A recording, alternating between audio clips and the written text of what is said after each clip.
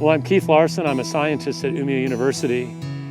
For the last 10 years, I've been living and working up here in the Abisko area. And almost all the research that's done up here is ultimately connected to climate change. I'm also the director of the Arctic Center at Umeå University, and I've been heavily involved with the Climate Impacts Research Center here in Abisko. But where we're standing here is actually about 15 kilometers to the east of Abisko. This is a mire. And in the past, this was dominated by a type of landform called a pulsa. So this was a pulsa mire, but it also has permafrost. Pulsa is like an ice lens that forms under the soil, that pushes the soil up and it forms these mounds. But as the climate has warmed, that ice has been melting and those pulsas have been collapsing. Simultaneously, we also have permafrost soils here. Permafrost is soil that's frozen for at least 2 years. So the permafrost soils here have been frozen probably for thousands of years, maybe 2,000 or 3,000 years.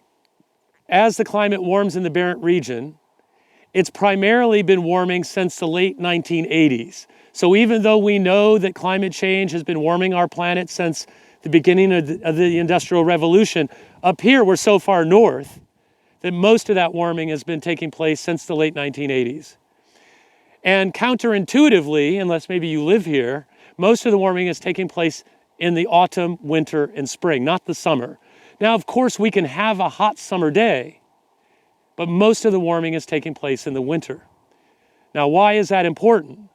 Well, if the winter's warmer, it means that over time, a landscape that's dominated by, say, 8 months of winter in the Barents region, that in that 8 months it's primarily covered with snow and ice, it starts to lose that snow and ice cover, especially early and late in the winter. And so places like this, where the soil temperatures are very dependent on those cold temperatures, are now dramatically changing.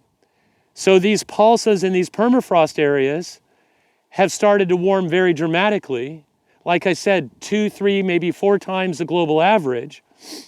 And then what's happened is that the ice lens that forms the pulsas start to collapse, and that can happen in as little as 2 or 3 years, where an ice lens will completely disintegrate. They may have been there for hundreds, even thousands of years.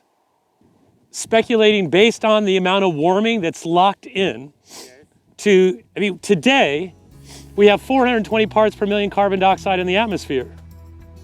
Prior to the Industrial Revolution, it was around 280 parts per million. So even if we turn off all of the carbon emissions tomorrow, which of course we're not because we're still exploring and extracting more oil and gas, the planet is going to continue to warm for thousands of years.